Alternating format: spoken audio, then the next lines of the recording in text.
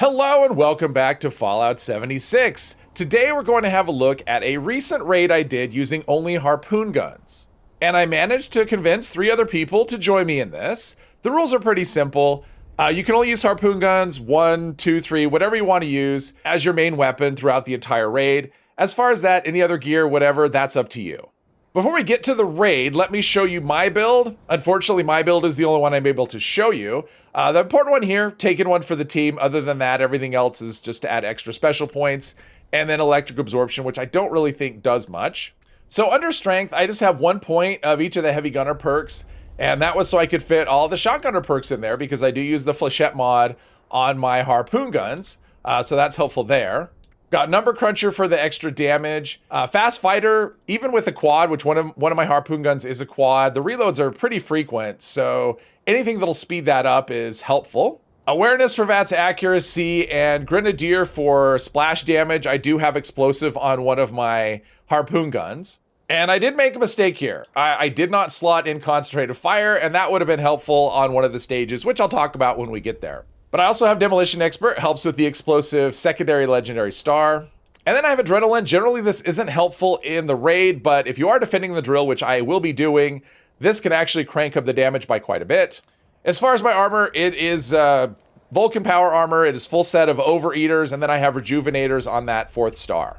Now, I only brought in 2 harpoon guns, and that ended up being a mistake. I should have brought in a 3rd, but I didn't realize that until I was actually in it, and not really much I could do. So I do have Icebreaker, which this was on the season board as a season reward. Pretty fun harpoon gun. And the other harpoon gun I brought in was this one I crafted. It is quad explosive, faster reload, and the electrician's effect. When I crafted this, I had 2 of the stages in mind. Number 1, the drill, so I could defend the drill. Having electricians is really beneficial. Every time you reload, stuns everything.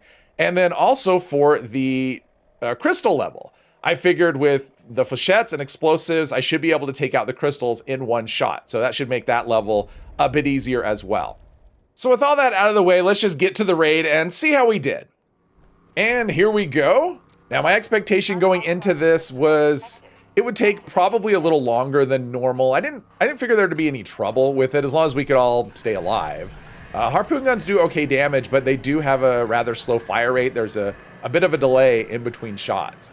So even something, because I'm using quad on this, I actually switch. I think I switch weapons trying to figure out which option is better, either the quad or Icebreaker. But I figured we'd probably take 1 trip behind the blast doors, maybe 2, but I kind of figured we'd get it done in one, after 1 trip into the blast doors. And you can see the shield's coming down rather quickly. I'm taking a little more cover than I probably should. I'm reasonably tanky. I mean, I can't stand there and face tank it, but for a few shots here and there, I could reflect back more damage and the shield could come down. But it went down pretty quickly. So now it's just a matter of firing as quickly as we can, which isn't all that fast. And I'm discovering here the limitations of Icebreaker. Only holding 3 rounds, I spend way too much time reloading. So even if it does more damage, which I think it does, it's a little bit hard to tell just because VATS is getting in the way. And now we're searching for cover. My teammates are saying, hey, come this way. But we got to, about down to halfway. And so if you can get it to the halfway mark, that's usually enough to be able to finish it off in the next go round. So the shield's coming down just like the first time, coming down pretty reasonably well. And you can see the health is in a spot we should be able to. Now the shield's down. So at this point, it's just a matter of, firing as quick as you can and ignoring any warnings because we should be able to get it done before having to duck into blast doors, pretty comfortably. And as you can see, that's exactly what is happening. And there you go. Okay, so for this next section, I am the defender here, and I'm using my quad harpoon gun. Obviously, electricians is the main thing here. And the strategy, honestly, for me is anytime there's too many getting too close to the drill, I just do a reload and trigger that electrician's effect. Unfortunately, we lost one of our teammates. Jeep went down pretty early, and so now we're a little short-handed, but I think I was able to defend when I did, with the black powder, but now I lost another one. So now we're down to 2 teammates. And at this point, a lot of teams might just do a wipe, just intentionally kill yourself so you can just restart it. But I really wanted to try and see if we could do this in one go. Just see if we could do every single section in one go without without having to start anything over. Unfortunately, that is not what happened at all. Jules will go down here, I think, pretty quickly. But as you can see, the defense, I was a little worried about. I wasn't sure if it would go as well as I hoped, but you can see it's actually going pretty well. The drill so far hasn't taken any damage. Obviously, it's still early, and the really aggressiveness hasn't started. But the big thing is just keep your eye on where the mole miners are, and then just reload whenever you think they might be getting out of hand. It'll give a little bit of stun, and you can finish things off. But then Jules goes down, and it's time to suicide my character and try this again. And there I go. All right, now we're in attempt number 2, and this one goes a bit better than the first try. Now, as far as defense goes, look. It almost looks like the drill lost a little bit of damage right out of the gate, probably from a shot or whatever.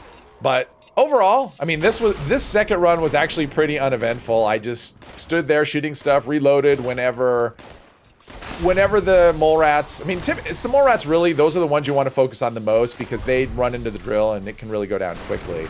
But basically anything got a little out of control, I would reload even if I only had shot one shot. That was the most important strategy. Just reload whenever they get close and everything else just kind of takes care of itself. But you can see my teammates doing good work. So as you can see, my team has been doing a really good job running for those fuel canisters, and so far we've been doing okay with defending as well. It's still just a little tick of damage on that drill, and we're almost done with the fuel canisters. Having explosive, the reason I put explosive on this harpoon gun was actually for the crystal level, but it's actually working pretty well on this level as well. As it turns out, there was quite a few times when just splash damage from the explosive effect took out mole rats. I'd shoot a mole miner, a mole rat would be right next to it. So quite a few of them were taken out that way. And I think I even took out some with the electrician's effect because it does do a small bit of damage. In addition, I mean, the reason you're using it is for the stun, but it actually does a bit of damage as well. So overall, just the combination of just everything on this gun worked very well for it. I mean, it worked really well as a defense weapon. And there we go, last of the fuel in and on to the next level. So now we are on to the Enclave Soldier Room, and this area was a lot more challenging than I thought it would be, just because you're just not killing things, you're not killing them very quickly. Just because of the slow fire rate, I mean, that was one of the issues, was the slow fire rate. We did have a problem where one of our teammates went down early. There goes Jules, rethinking all his life choices. But then, yeah, it's just a war of attrition, and this was a super long grind. I'm gonna probably cut out most of this fight because it took a very, very long time. So this is the shield generator that was being favored. There's always one that the bots tend to repair the most, and that was this one. So I ended up back here most of the fight, and I had Bloodhound follow me back here, and that actually ended up being a good thing, which meant the cryo grenades, from the other one were not affecting me, and I was able to stay in VATS. And what I discovered back here is that the electrician's effect works on the soldiers. I didn't realize that. It just wasn't something that I knew. So I was able to stun him from time to time, and that actually worked out pretty well because while his weapon isn't something I'm terribly worried about, my power armor has rejuvenators on it, so he's not really going to kill me, but he can still stagger you. And with the electrician's effect, I just trigger reload, keep him away. It doesn't seem to last a super long time compared to other enemies. I mean, he seems to recover from the stun effect rather quickly. But since there's no cooldown on it, I can trigger it over and over again. The fight is still just, this was such a long fight. It felt like it took forever. So after what seemed like forever, I finally got him down, and then I was able to go out and assist my teammates. The problem they have out here is they're fighting the cryo grenades, which just, without AP, you're just doing a lot less damage with this type of weapon. I mean, you really want to be able to do critical hits as much as possible. And when you can't use VATS, that's just not going to happen. So yeah, this was a bit of a thing, was the shield generators. Being a man down, obviously that does affect things. Having one more person to be able to defend the shield generators would have sped things up a little bit. I still don't think this would have been a fast fight. But yeah, now we're down to just one soldier, and this last part went a bit easier. Unfortunately, we left the worst one to the end. So we're still fighting the AP, which kind of sucks. I kind of wish rejuvenators, it gives back so much AP. I wish that it would overcome that, but it really doesn't matter at all when it comes to those cryo grenades. They just kind of wreck you. And having yeah. So anyway, we're working on it, but we still have a little bit of a grind going here. All right, we're finally to the point where Lynx is dead, and this level is thankfully over. This was definitely the roughest section out of all of them, at least to me it was. Next up, we have the crystal room, which I didn't really expect to be much of an issue. We've got, I know I've run a lot of raids with Jules, for example, and I know he's really good at this level. So my goal here was just to kind of tag along and be a helper whenever possible, not get in the way. And as far as the harpoon gun goes, I assumed it would be a one hit on the crystals. And it turns out that it was. So the plan on that actually went pretty well. So the two levels that I had planned for, you know, as far as this particular weapon, the crystal room and the fuel room, this actually did work as I had hoped it would work. But yeah, this was fairly uneventful until the very end. Yeah, at this point, I think we're pretty close to getting him down. We've got maybe three or four more crystals, maybe. Being able to one-hit the crystals is pretty nice, and the fact that he's pathing, like you know, sometimes you can get issues where the pathing gets kind of funny and he doesn't know who to follow. But for the most part, he was just following one person throughout, and then it was just, you know, pretty easy follow that person. Now, at this point, I've lost track of where he is, but yeah, he just went down. So there's that, and now it's just a waiting game for everything else to spawn to take it out with the last of the big crystals. So this part, we were a little bit quick on the trigger before one of the Deathclaws spawned, or didn't spawn, but one of the Deathclaws showed up. So we had to do a little bit of work to get the last Deathclaw down, but not a big deal. And down he goes, and on to the next.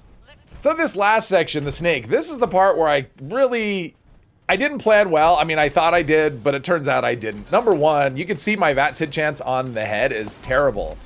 I mean, 57% isn't pretty good. He's just, like, to me, he seems like he's really close. So there must be something with the distance where he's not as close as he looks, because I was just not expecting to have such terrible VATS accuracy throughout this fight. And that was the big issue. If I had concentrated fire, that would have helped a little bit.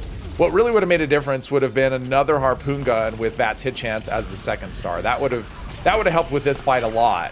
But as it went, I was just, I mean, you could see 25%. I was getting a lot of just really bad VATS accuracy with the harpoon gun. I just wasn't expecting it. I just didn't, because to me, it seems like he's very close most of the time, and he just must not be. I mean, there must be a bigger distance than it's actually, you know, than it actually appears to be. That's the only thing I can think of to have such really bad VATS accuracy. I wasn't even targeting the eye. I mean, I had no chance on hitting the eye, but even the head, you know, if I got over 50%, I was doing really well. So I ended up having to resort to a lot of, you know, I tried the other harpoon gun, I tried Icebreaker as well, and it didn't matter.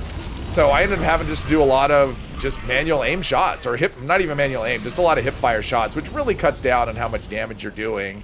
And so my teammates here, I think, were kind of carrying the day, because I didn't feel like I was doing much at all. I mean, I was probably doing more than I thought, but it didn't feel like I was doing much. On the tail, you can see on the tail I'm at 95%, so there must just be something with the snake where, you know, the only thing I can think of is it's actually using the distance, the body, you know, it's using the body distance to calculate the head. I don't know.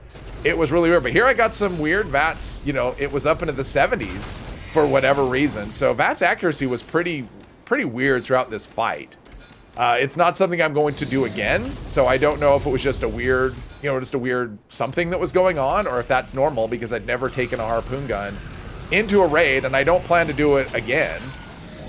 So as you can see, this is basically just a war of attrition. We're over 3 minutes now in this fight, which, you know, that's not terrible. I mean, it is a boss fight, so having a boss fight the last, you know, 5 minutes or whatever, I don't know what the final time is here, but having a boss fight that lasts a little longer isn't bad. It's just that when you're used to the fights going, you know, usually, you know, with a well-equipped team, you're well under a minute. So this felt like, you know, in comparison, felt like an eternity, and part of it was just the frustration. I was really frustrated with the fight just because the VATS, I mean, look at this, his head is right there, and I'm getting 18%, so I don't know if there was something funny with the server or what, but yeah, for whatever reason, my VATS accuracy was just really bad through this fight, and it was just super frustrating for me, because, you know, leaving critical hits on the table, and just having to just do these hip fire shots, just, yeah, it wasn't what I had hoped for. But in any event, we're still getting the job done. And then we had the final part where he drops down. Are we there yet? I think yeah, he drops down right here. And this was one part I was a little concerned about in advance, thinking, you know, because you do have a time limit here to do all the damage. But as you can see, we managed it just fine.